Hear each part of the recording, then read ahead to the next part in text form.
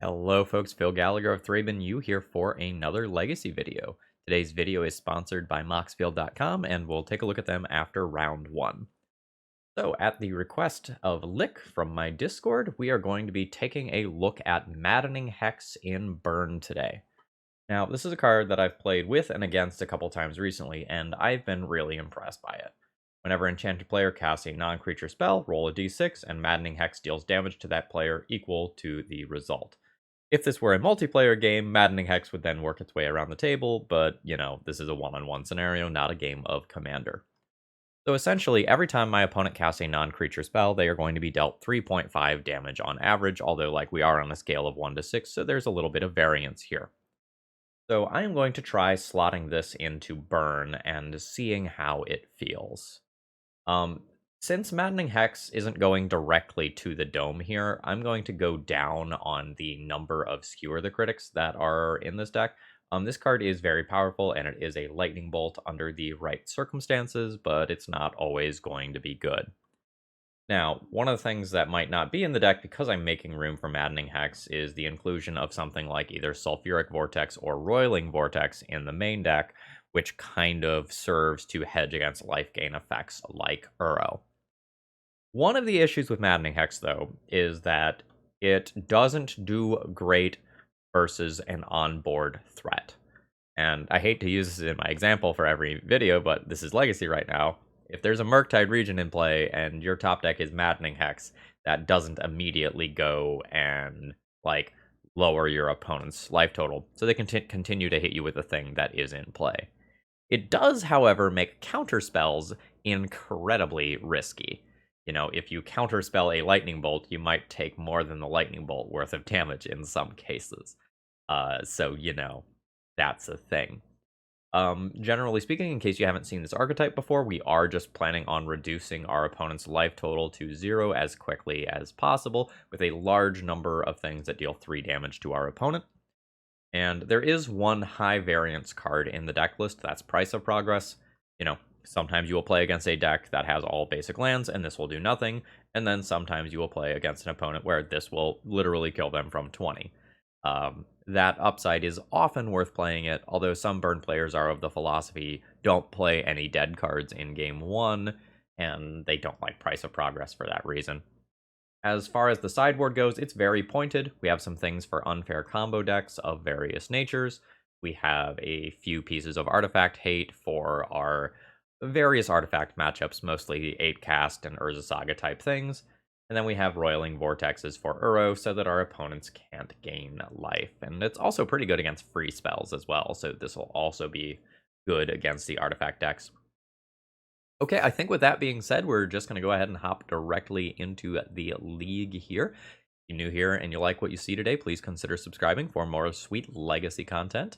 And if you're a regular, please throw me a like before this video begins. That's one of the easiest ways to support my content for free. If you find yourself in the financial position to support me, please consider becoming a YouTube member or a subscriber on Patreon in order to gain access to my Discord. All right, let's battle. Okay, I have kept my opening hand here. It's a little mana heavy, but it has a turn 1 Goblin Guide. We are most likely playing against Painter. There is a Retrofitter Foundry. While that doesn't confirm my suspicion, it does kind of put that on the right track to be correct. Ooh, maybe not. Eddie the Intern is someone I remember from the Painter Discord. This might be good. Anyway, there's someone I remember from the Painter Discord. I think they brewed up a bunch. Yeah, there we go. A bunch of the mono-colored versions of Painter. With the mono white Oswald Fiddlebender ones. I believe that was on them. So we'll see. My opponent's likely to have Ancient Tomb here. Oh no, okay. Retrofitter Foundry is totally fine. Grindstone is totally fine for now. End of so this is probably an Esper Sentinel. This is an Esper Sentinel. I want to Lightning Bolt them now, I think. This just feels like Esper Sentinel, and I don't want to remove that card from play, I don't think. So I'll just send this at their face now. I'll feel awkward if this is randomly like a Mother of Runes or something, but that timing doesn't super make sense to me. Okay, yeah, it was Esper Sentinel. Alright, so this whole Rift Bolt thing is going to happen. Past that, target them. I am fine paying the tax. I'm to 10. Eidolon's not bad. So as a starting point, I'm attacking for 2. That much I know. Alright. A Ganjo Castle. They're just going to eat 2 damage here. This is worth 4 damage right now. 4, 5, 6. 3 mana damage card isn't quite doing it. This can make some blockers in some cases. I think it's better to put this into play now. I think I'm just in trouble if they have Painter. They can get LED with this. Violin Painter, activate, I'm dead. Okay, they've got a Hope of Girapur. Alright, they do have the Painter. So about the only thing I could have done differently was hold the Lightning Bolt, working towards this world, like, working towards playing around this. But I think if I do that, I'm not putting enough life total pressure on my opponent to be relevant. This is going to be a 4x Smash to Smithereens matchup. An opponent says, Drat, the information has been hidden. Yep. They were a little bit lower in life total. I could have done like a upkeep price of progress or something, but we weren't there. I don't think I'm interested in any of the other stuff. Price of progress is medium. My opponent's not going to have that many lands, and they will have some basics. How do I feel about Maddening Hex? Not great versus Aether Vial. Also not great versus Urza Saga. It's like, I can have a Maddening Hex in play, my opponent can just play Urza Saga. Construct, Shadow Spear, get in there without having to cast anything again. Unfortunately, I don't think those make the cut for this matchup. Okay. I'm a little heavy on land again. I have a Suspend card into an Eidolon, into a Smash. This is maybe only about 12 damage. Ballpark. Is that fine? Smash is really good. But I've just been a little heavy on lands, both of these hands, but, you know, if I looked at this as a 6-card hand, I'd be pretty happy with it there. I wonder if the Aether Vial is a 1-of. The Aether Vial is a 1-of. I don't necessarily need to take Maddening Hex out. But if that's a regular part of the game plan, I definitely don't want it. Alright. You're at 17. Or just smash that artifact land? That's probably aggressive.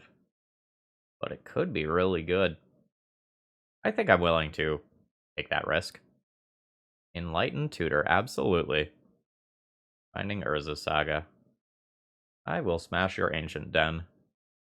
Hopefully that decreases the power of the Urza Saga greatly. I don't want to be drawing more land like that. I'm going to lose to this Urza Saga, I think. Because I've just top-decked some lands here in a way that's very much not profitable for me. And this Urza Saga represents Shadow Spear in a couple of turns. Yeah. It's the worst if they play Painter here, because then it's a 1/3 blocker for my Eidolon as well. Deck. Please. So now I am just dead to an Urza Saga fetching. Okay, opponent's just blocking. That's fair. I guess I also could have, like, not Lightning Bolted to avoid taking damage myself, but with Spear. I will probably just hold that for a turn. Alright, there's the Urza Saga activation. And we'll see if my opponent is going a Shadow Spear route, if they're just going a Grindstone route, what they're doing. If I were them, I would have the read that I have nothing, because I probably would have removed the Painter and attacked. Yeah, alright. GG's. Today's video is sponsored by Moxfield.com. Moxfield is a deck building website for Magic the Gathering, and they have a ton of functionality just beyond building decks. So for example, let's say you're making a whole bunch of changes to your deck list while you're at work and you want to goldfish your deck over your lunch hour, you can do so via Moxfield. You can tap your lands, you can play your cards, draw, even view your entire library if you need to. So please consider checking out this website. They support my content. Alright, round 2. We've reached the other side of the spectrum where I don't have enough mana. That is a lot of Fire Blast.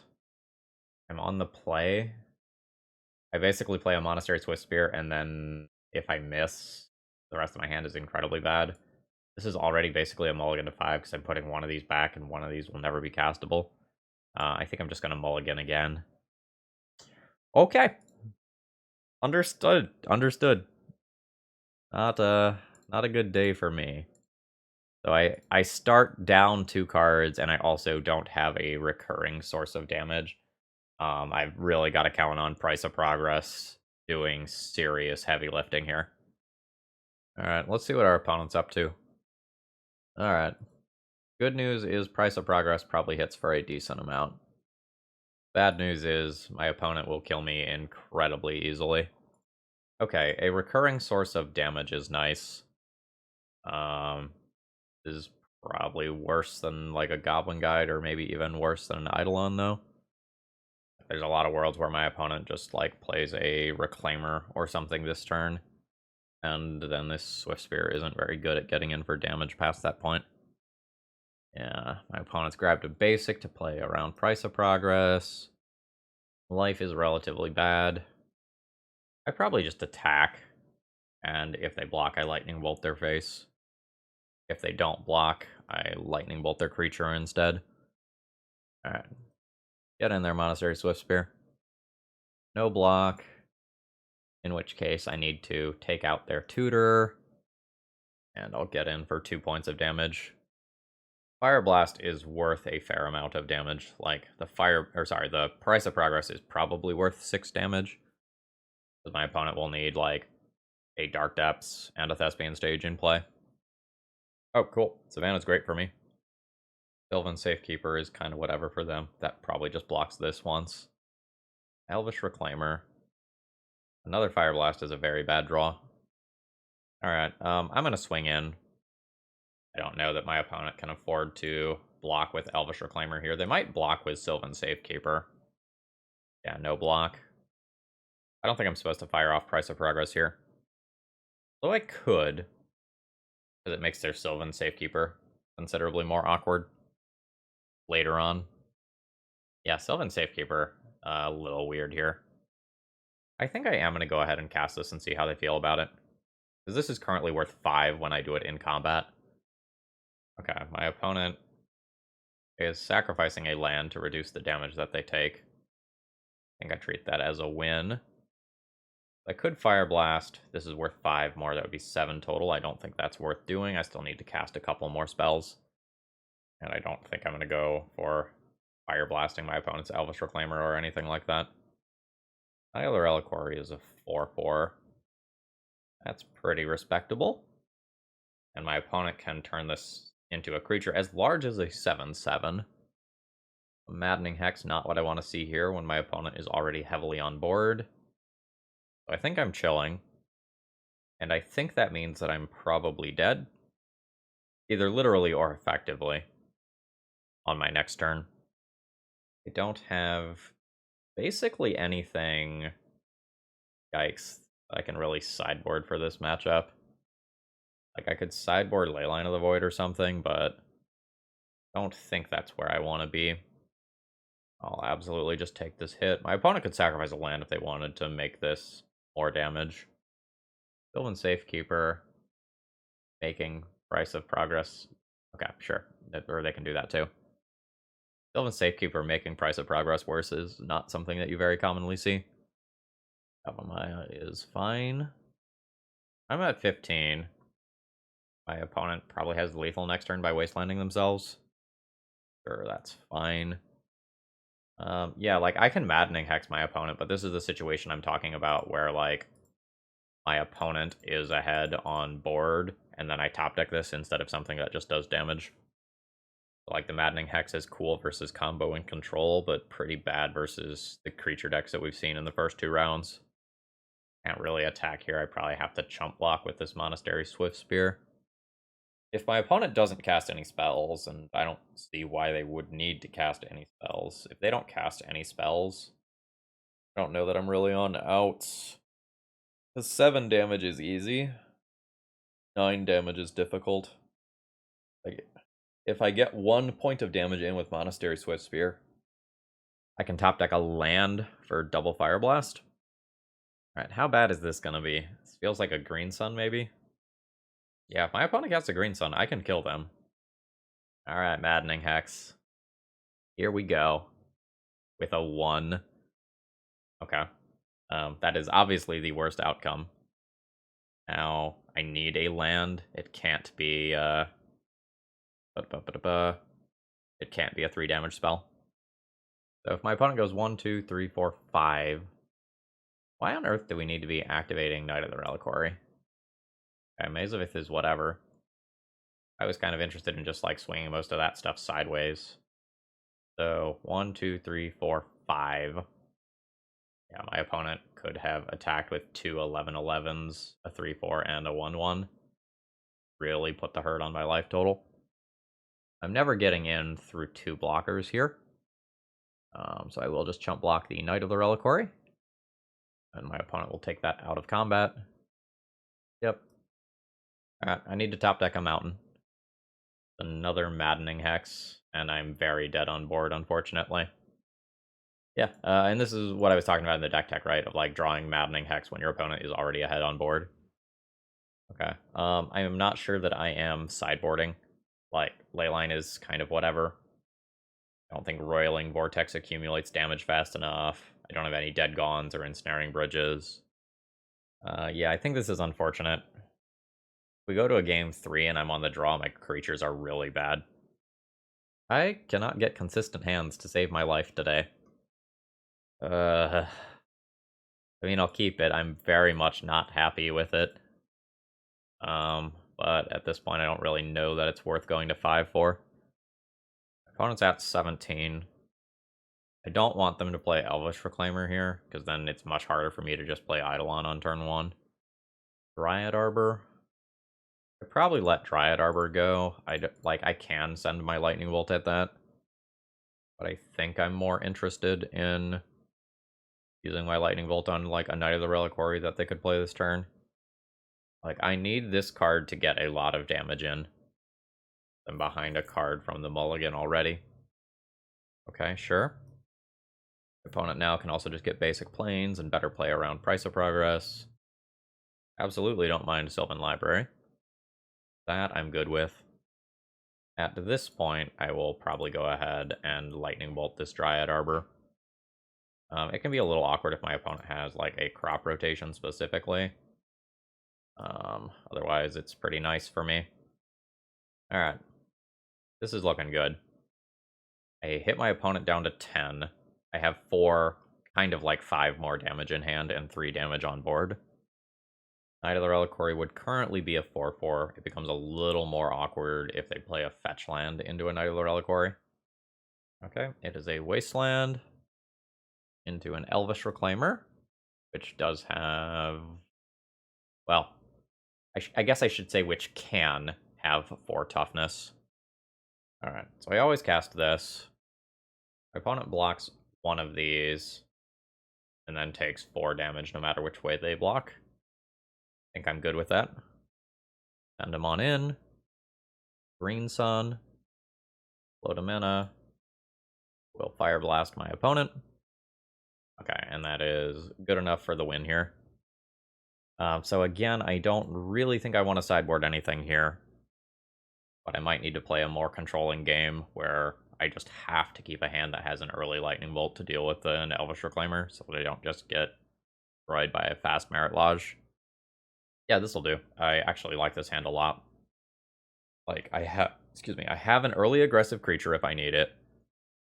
I have a turn 1 removal spell if I need it. And in the world where my opponent can't just get basic, Price of Progress is a lot of damage. Unfortunately, we're in a world where my opponent's mana is going to be very good.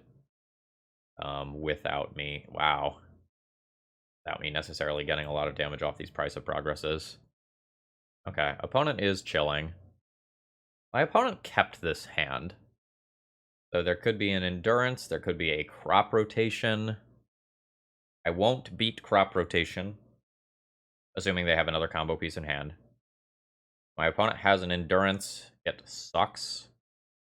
Goblin Guide giving them lands kind of sucks, but I think I have to get this mana source in, or sorry, this source of consistent damage in play, or I don't have a realistic chance of winning the game.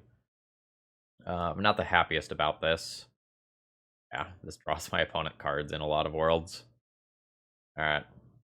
They're on 18. They've got a stage. In play. Okay. Don't have a lightning bolt available right now to kill that. Which is very awkward for me. Because now that's just a 4/4. And this eats... Okay, they're gonna hold it back. That's not what I want. I think I'm just stone cold dead to that card. This explains why they kept the hand. Like, I can trade Goblin Guide and Chain Lightning for Boo. Don't know that that's profitable. Alright. We're going to the face. And again, we're going to run into the problem of Maddening Hex being bad when I am behind on board, which I very much am right now. I guess there's some worlds where my opponent plays a bunch more lands and I can double price of progress them. That land does not help me. Actually, a pretty big problem. Alright, there's the crop rotation. So my opponent's going to make the Merit Lodge, so I just have to deal 20 to them. I have 3 already, so I have to deal 12 to them when my price of progress does 2 damage. I do not believe that that is possible. Alright, so... Oh, right, there is this problem as well. It's just Minsk and Boo, and then that immediately throws it at me. Alright, that's the first time I've seen that in actual action. Alright, GG's. Okay, I have kept my 7-card hand here. I am on the play with a pretty good mix of lands and spells here. Swift Spear into Eidolon is pretty good. I've got a Lightning Bolt if I need to remove an early creature from my opponent. Manaless Dredge? Or are we Manaless Dredging? Shit, we're Manaless Dredging. Okay. I guess I'll do this pre-combat. This is what happens when I publish a video, right? People hop on the train and try it out. What? Okay, so they weren't willing to just go all in on the discard Fantet. What? That's a Misty Rainforest. This is not Manaless Dredge? What on earth is happening over there? I legitimately do not know. I Lightning Bolt my opponent? I don't know what I'm playing against. I'm going to assume lowering their life total is good. Do I want to Fire Blast them right now? Let's say yes. Just get this damage in ASAP. Always yield to that. Alright. Opponent's at 4, and then I play land Fire Blast next turn and have them dead. What on earth wants Phantasmagorian and Misty Rainforest? Well, I'm boarding in Leyline of the Void.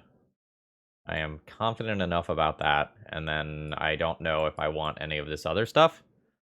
I'm gonna board out Price of Progress. I don't know how many lands my opponent is playing, how many lands they need. I feel confident about that, but I'm like very unsure from there how much of this stuff I need. Like, I don't know how unfair this Phantasmagorian deck is. I saw 2 cards from my opponent. I'm gonna assume this is a mulligan to Leyline matchup. This hand's really good. Like, this is a lot of damage very quickly. I think I mulligan to Leyline, though. Like, I'm just scared enough of what my opponent is doing, given no information, that I just want a Leyline. And I'm willing to go deep for it. Really? At this point, I've lost this game, so let's mull to Leyline. What? Okay. Sure, I will keep my 1 Leyline. That was very statistically unlikely. I have no idea what my opponent is playing. I am very much using this game as a way to figure out, like, how scared I need to be. But it's pretty rare that I have just legitimately no clue what is going on. This is probably fine. Like, what are you doing? Okay, sure. Opponent says the clock is real. It sure is. Alright. Well, I can cast spells now. My opponent gets a lightning bolt a turn. I also, on average, will probably get a lightning bolt a turn. Alright. So now these Dryad Arbors don't get to attack anymore. What's going on over there? No, what were you playing?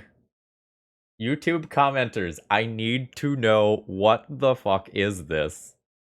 Huh. Okay, I have 9 points of damage in my hand. I don't think I keep this. This is a little mana heavy for my likings, and it doesn't have a consistent source of damage. How do I feel about this one? Has a lot of damage. I think I'm going to keep this and maybe throw back Price of Progress, not knowing the matchup. Alright. We're potentially getting Delvered. Could be Show and Tell. There's a handful of other things beyond that it could be. Happy enough drawing my second land. Easy Suspend a Rift Bolt. And we'll see what my opponent is up to. Alright, maybe a Jeskai control deck. Yeah, sure, that's fine. Esper Sentinel is pretty annoying. Kind of have to decide very early on whether or not I want to care about that card.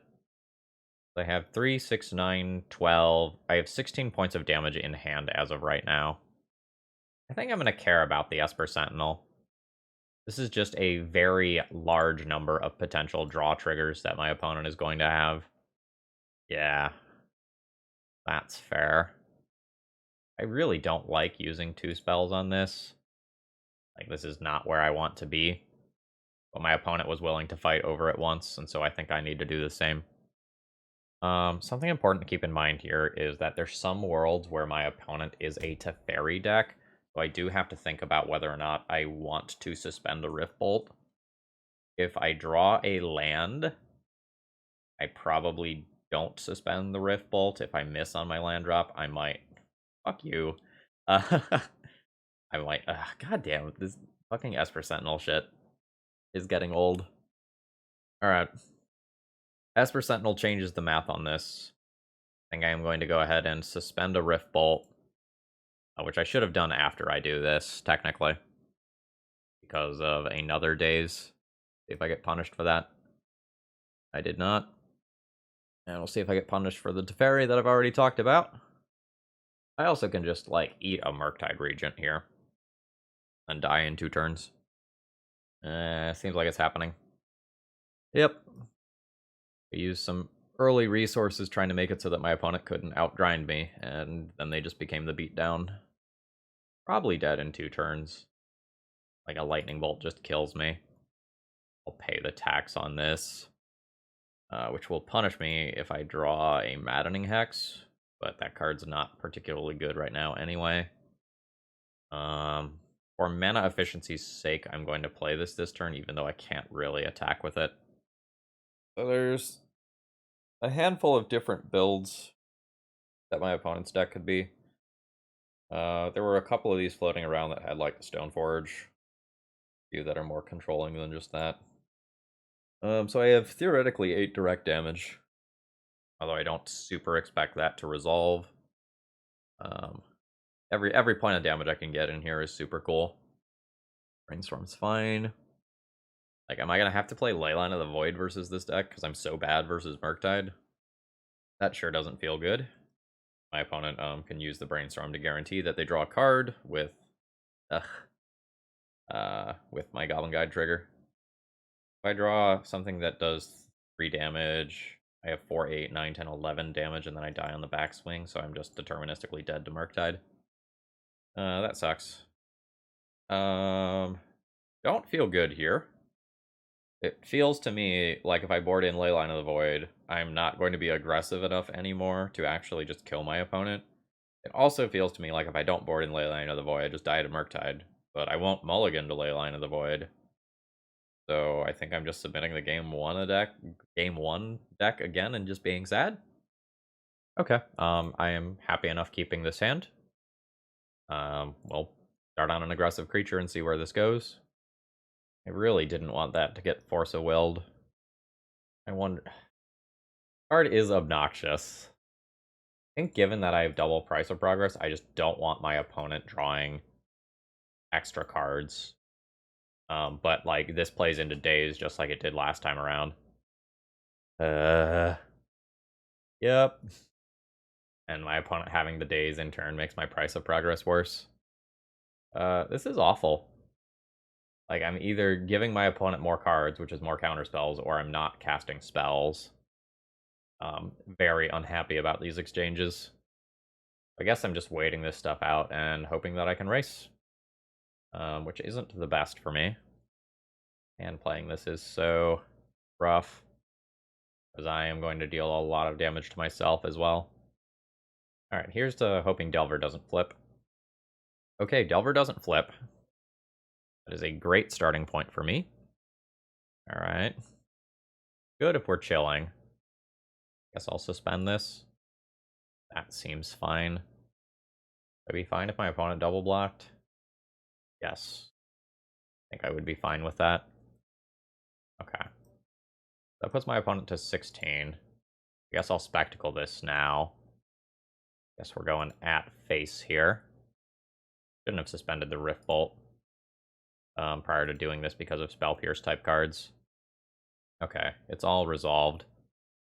The hope here is that I can just like resolve some copies of Price of Progress and go to town from there. Okay, Swords to Plowshares, that's fine. My opponent can wait until after I cast this Rift Bolt to cast their own Swords to Plowshares. Oh, that's annoying for me. Kind of counting on that guaranteed damage. Does this mean I go for the Delver, or do I just put him to 10? Price of Progresses are probably worth 4 points of damage each. 4, 8, 9, 10, 11, which is not lethal. Potentially close enough to lethal where that's fine. Alright, I'll pay for that. Take my 2 points of damage. Well, that's pretty good. Maybe should have played that pre-combat. My opponent's likely to Swords to Plowshares this. Yeah. And then if I did this while this was on the stack, I'm better versus counterspells. Yeah, that was a mistake on my end. This is going to be bad versus days, but I think I'm fine with that. Okay, there is a response. Yeah, if this is a Force of Negation, I missed 2 points of damage by not doing this main phase 1. Yeah, I missed 2 points of damage. Alright, I guess I can get rid of these now. I know what's up here. So the good news is I have theoretical lethal amounts of damage available. Double Price of Progress is just 8 damage. The issue is my opponent kills me if they have Lightning Bolt. And I don't go for lethal this turn. So like I could try to slow roll it by playing Swiss Spear Price of Progress this turn. Which is probably 6 damage, but not lethal. And then I just die to Lightning Bolt if I don't go for it. I think I'm going to go for upkeep, kill my opponent. Unfortunately, I think I have to let them draw the card here. If I'm willing to go for the kill here. Okay, we've gotten a response. Force of Will pitching a Murktide Regent. I just let that happen. Let them draw another card. I'll take my 4. And then try to kill them with Swift Spear into Price of Progress. I will die to a light. Oh, wow, that's really good. Alright, Swift Spear. Crash in. The Swords of Plowshares. I will respond. I can do the Fire Blast first. Fire Blast, target you. I will pay for this, I think. I don't want my opponent to have access to blue card plus Force of Will here. Right, Fire Blast happens. Dazable Price of Progress happens. Which is the cost of playing around Esper Sentinel. Okay, cool. They did not have Daze as their last card. I could play Smash to Smithereens for Esper Sentinels, but that seems narrow. And often dead. Maddening Hex is much worse on the draw in this matchup, I think. By the way, I didn't mention this at the beginning. I mentioned this on an episode of Eternal Glory at some point, but I don't think Maddening Hex is innately good in burn. Feel free to listen to the episode. I think it's the one about Minsk and Boo, if you want to hear the long-form version of that conversation. I think I keep this hand with Double Goblin Guide. Like, I'm hoping for more lands off the top, but this is incredibly aggressive. Alright, opponent has a Delver to start with. I have so much repetitive damage that I think I just trade one of these for Delver or one of these for a Daze, and then go in with double Goblin Guide next turn. Alright, fantastic. Like, I'm not worried about doing damage with this hand with double Goblin Guide into Maddening Hex later. No shuffle. They've got their land drop. Another Delver. Okay, Ponder is great. And no shuffle with the Ponder. Second Fire Blast is not really great. But it's fine. I'm going to feed my opponent lands here, but, you know, this is 4 damage. Alright, they are drawing a Murktide Regent. Which unfortunately is going to invalidate these onboard damage sources. I hate that fucking card so much. Alright, there's Esper Sentinel. And my opponent just has a 2-mana 5/5 on turn 3 that flies. And now this Esper Sentinel means that I'm bad against Daze again, whereas just a second ago I was good against Daze. I'll pay the tax. They're at 11. And I'm chilling. I really wish these Maddening Hexes were just a Lightning Bolt caliber card right now. I guess the one Murktide Regent in play isn't the end of the world right now. It's if my opponent gets another creature that is a 2/2 or larger. That's very good. Makes my Maddening Hex significantly worse. Opponent is currently debating if they want to attack. Alright, is it coming in? It is not. Alright. They're so good at just sitting there and ticking up Teferi and waiting this Maddening Hex out. It also just can be dazed or whatever. I don't think I even play it this turn. I think I just put my creatures back in play and try to wait. Alright, sure. Static Ending is fine. Absolutely good with trading these Goblin Guides 1-for-1 with my opponent's cards. Coming in yet? It is not. This Maddening Hex does not feel good right now. Oh, fuck. I shouldn't have suspended that because of Teferi. That was a very bad error. I already think this game is over in favor of my opponent, to be fair, but it was a very bad error. Like, the cards that I just have access to right now are just not good. And all it takes is one more removal spell, one counter spell, another decent-sized body, and I just get overrun very quickly. These Esper Sentinels are just giving me hell. Like, Esper Sentinel plus Daze is making it so that, like, my deck built on mana efficiency can't operate with the mana efficiency that I want it to. And my opponent randomly having Teferi as well made Maddening Hex very bad, as well as Rift Bolt and Fire Blast to a lesser extent. Alright, there's a Teferi plus. Alright. The Murktide Regent is coming in, which is a horrible, horrible sign. That means something else is following it up. Alright. That's a 2-turn clock on my end. I just physically cannot race that. GG's. Alright, final round here. Hand has a lot of long-term damage, no short-term damage. I'm on the draw. Is that fine? Let's find out. I think I would mulligan this hand if I wasn't specifically trying to see, like, is Maddening Hex ever going to be good? Alright, well, we have multiple Maddening Hexes to try and answer that question this game. We are actually playing against a slow blue control deck. Like, having multiple copies of these is going to be quite good. And, like, I get to start with an Eidolon as, like, the bait spell. That potentially eats the first, like, Prismatic Ending type card. It eats a Force of Will, which I'm relatively happy about. We'll see what my opponent has on their turn 3. The Fairy would be super annoying, again, because, like, Maddening Hex needs to sit and play to kind of do its thing. Alright, and the Snow-Covered Island. Aggressive Iteration is fine.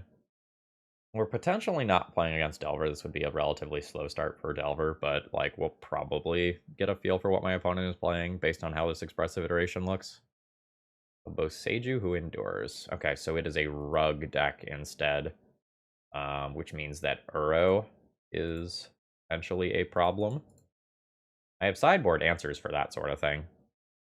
My opponent conveniently just played a Boseiju rather than, you know, holding that in hand for my Maddening Hex. Ugh, there is the Uro. My opponent has 2 basics as well. Now, as of right now, fuck. I was about to say, as of right now, like, my opponent might need to cast a spell in order to get that in play. Okay, here is a more consistent source of damage. This Uro is still a huge problem, though. We'll see what we can do. Alright, we attempt the second Maddening Hex. Does mean that if, like, this resolves, my opponent takes a lot of damage on average from casting a spell. Alright, Swords of Plowshares on my creature is fine. That was 2 damage. Okay, there's 2 Maddening Hex in play. I have double Price of Progress, which is currently worth 2, 4, 6. So that's currently 12 damage. The issue is my opponent gains 3 a turn, but I'm not dead immediately. So, ooh. Actually, those 2 lands mean that my opponent is dead to double Price of Progress resolving, right? 1, 2, 3, 4, 5, 10, 20 damage. Yeah. Seems legit. I mean, let's go. I'm going to do this now before my opponent can untap. Price of Progress times 2. Or so will it. Or so will it with double maddening. Okay. Get wrecked, Uro. See, this is the sort of scenario that I imagined and wanted when I put this deck list together. Alright, so I want Roiling Vortex because it's, like, very, very good against Uro. I could play Leyline as well. I don't think I'm going to do that. Next I have to decide what I want to come out. I could go down on the creatures on the draw. Just intend to point things directly at my opponent's face. Opponent has shown me Grove of the Burn Willows, which potentially means Punishing Fire, which is good versus the small creatures. I don't really know here. Price is very good. I can't board that out. Maybe like Rift Bolt, Skewers, or creatures. Maybe I don't want to feed my opponent lands with Goblin Guides. Like, because the lands contribute to my opponent getting Uro here, which, like, super matters. And the Field of the Dead count. I don't know. I am not confident about my boarding here.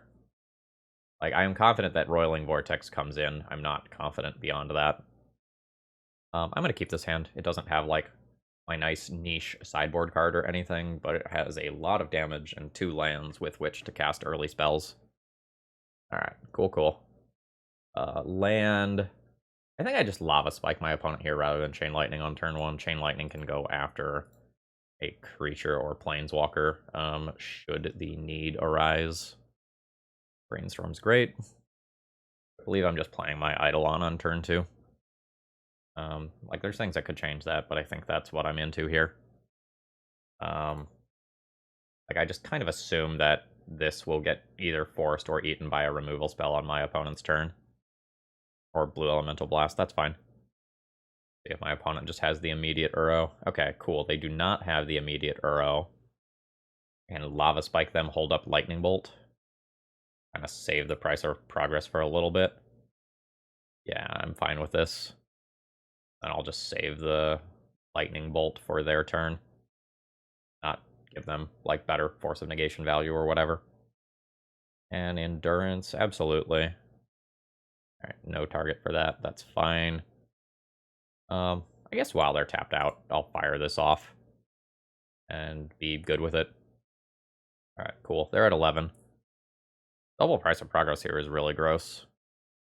A-okay with getting Enduranced. Alright, no immediate Uro. Immediate Uro was, like, absolutely the thing that I was scared of. Like, their life total is rapidly declining. Another Eidolon. Yeah, I think I just hold Price of Progress in my hand for as long as possible. Like, it's a card that is just going to get better. There's some worlds where this just trades for Punishing Fire. Well, air quotes, trades, I guess. Alright, it's in play. Oh, an opponent wasted 3 mana in that turn cycle. That's good for me. What does that mean that they have? Like, am I about to get... Yeah, okay. I'm about to get hit by a Minsc Boo. That's fine.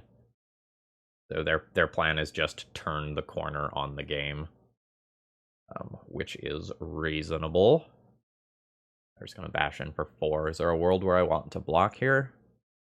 Not really. Because every Force of Will type card is just worth a little bit of damage here. I think this is just going to be attempt to cast Price of Progress twice and kill my opponent with it. The question is just like the timing on it. For mana efficiency's sake, I could cast Price and Chain this turn. I don't think I super like that. I think I'm just going to pass the turn. There's a decent number of worlds where I want to block with my Eidolon this turn, so I take less damage. Alright.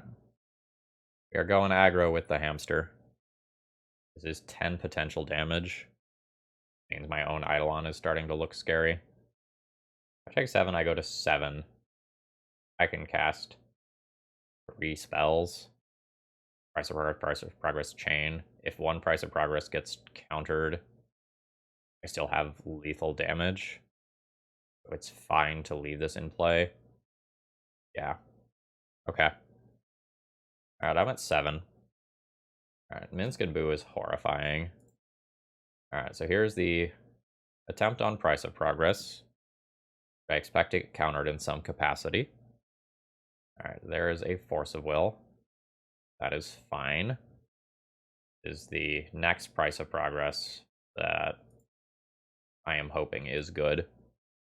Double Force of Will, double blue card there. Rough. This is the power of Minsk and Boo right here. Thought we were very good for that game. Yeah, the trample damage is going to get me. We fall just short there. GG. On the play, I probably want the Goblin Guides, despite the fact that my opponent does have some other stuff. Go the Skewer out. Fire Blast is a little risky. Like, going all in on the Fire Blast and then having it get countered means that I can't really like Maddening Hex. But it is, like, a incredibly efficient spell at what it does. Rift Bolt? I'm gonna go down some number of Fire Blasts. I'm just a little scared. Like, Blue Elemental Blast is relatively common in Legacy right now. That does not line up super well with what I'm doing. Hell yeah. Absolute keep. So the hope is that in 2 draw steps, I draw a land, so that I can play turn 3 Maddening Hex into turn 4 Maddening Hex. My curve right now is Swiftspear into Vortex into Hex Hex. That curve can become complicated in some scenarios. But even in the world where I miss the land drop, I play Lava Spike and whatever other 1 or 2 mana card that I draw. And I'm probably okay. Alright, fantastic. So this will be the 2 mana Roiling Vortex, which is going to be very good against future like Force of Wills and Force of Negations. Forced to Brainstorm, looking for an answer. Did you find it? No. Well, I guess they could have, like, Abo Seiju or something, right? Like, there's other things that my opponent can have. But this is a good source of cumulative damage. Okay, we're seeing movement. Savannah. So it's going to be a prismatic ending on it. That's fine. My Rolling Vortex only got 1 damage out. Which isn't really where I want to be with it, but, you know, so be it. Attempt to resolve Maddening Hex. That one got no surd. Pitching a Snapcaster, though. I'll get in for 2. Like, opponent's still at 12. I have 6 points of burn in hand, which is really 9 damage, plus a Maddening Hex as well. See if my opponent has, like, an Uro right here. They do. They only have 4 cards in graveyard. They need to hit, like, a fetch land or, like, another land into a cantrip or something to get it back next turn. Which they did. Is not the best for me. They follow this up with, like, another removal spell. That would be very bad for me. That feels like it's representing Blue Elemental Blast. Well, I've been given the card that I have to race, so I will attempt to race it. If this is indeed Blue Elemental Blast, it is very bad for me. Yeah.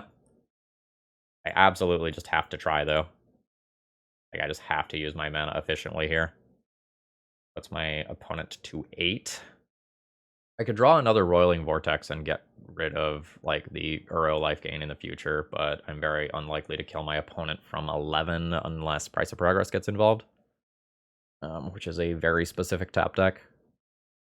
Alright. Brings my opponent to 11. Okay, cool. That is a mountain.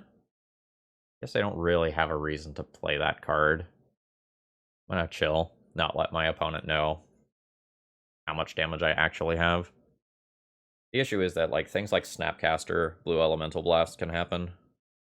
So even if I draw some of my better cards, I don't necessarily win here. Alright, opponent not putting a land into play with Uro. Potentially because they don't have one, potentially because they're playing around a blast effect. I mean, I will play this. I'll make some attacks. I'm attacking into, like, Endurances and Ice Fangs and things of that nature. But I am not getting anywhere by holding back versus this Uro. Opponent's about to draw Prismatic Ending. Alright, this is fine. I'm trying to hold this Lightning Bolt to, like, send off a flurry of cards that might kill my opponent. But this is obviously very bad. Like, this is like the scenario that I am afraid of with this deck. I'm at 8. Essentially dead next turn. And I don't think I realistically win this game. Like, opponent has 6 cards in hand. I have 1-ish damage showing. Okay. I guess I play this out. There's a world where I block an Uro, Lightning Bolt an Uro, double prowess triggers, trade with Uro, and try to wait my opponent out for Price of Progress. That's so incredibly unlikely to work. What if I attack? What if I chump block? If I attack and I deal 7 this turn, puts my opponent to 7. They attack to 10. Doesn't really leave me in easy top deck mode. I'm dead to an Endurance, I'm dead to a Minsk and Boo. I think I'm dead to enough things that I'm just going to say, like, I'm going to try to kill you next turn. But it's so hard. Like, my opponent is drawing more cards, gaining more life. Just kind of on the wrong side of all of the interactions here. And I think as soon as I am in jump block mode versus this deck, dead. Alright, I'm at 2. That takes away my best out. So assuming this is a basic, that's 1 damage, 2, 3, 4, 5 damage, 6, 7, counting prowess, sorry. So in the ideal world where my opponent has nothing except what's on board, 3, 6, 9, 10, 11, 12, 13 damage, 14 damage with Misty. I probably have to chump block and hope to draw another Price of Progress. Probably means leaving back both copies of Monastery Swiftspear. I don't like that. I think that's what I'm doing. This Uro is going to crash in. It has so many cards and has gained so much life. Alright. So be it. There's a Prismatic Ending, which is why I left back multiple creatures. I'll attempt an end of turn Price of Progress. Not great. Just also very likely to be countered.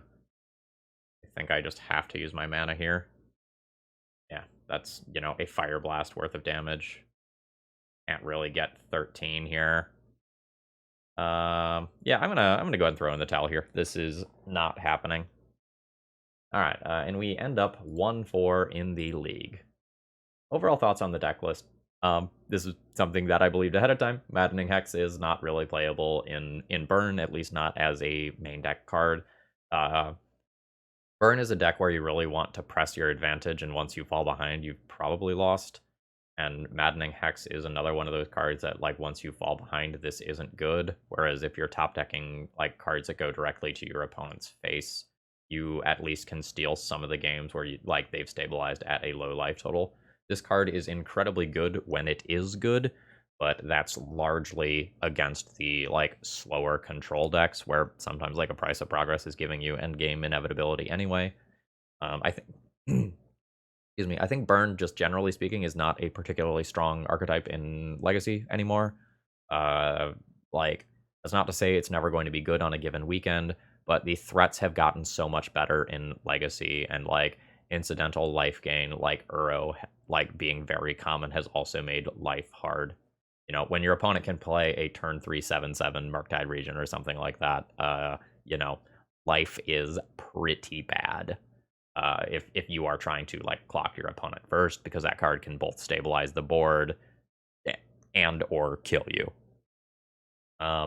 Like, if you wanted to play Maddening Hex, the deck list itself is fine, but I don't think Maddening Hex is a main deck card for this archetype, and it may or may not be a sideboard card for this archetype. That feels like to be determined for me. Like, there were some times where it was extremely good, like when I had a couple Maddening Hex in play and then had like Price of Progress, like that was super dope. But I don't feel like this deck is taking advantage of Maddening Hex. Like, it's not playing it out early via acceleration like a Moon Stompy deck might be able to do, and it's not backing it up with counter magic or other, like, more aggressive early threats like Dragon Rage Channeler, Delver, Murktide Regent, where, like, that is kind of pushing it over the edge. Regardless, I hope you enjoyed. If you did, please click the like button on the way out, and I hope you have a great rest of the day. See ya!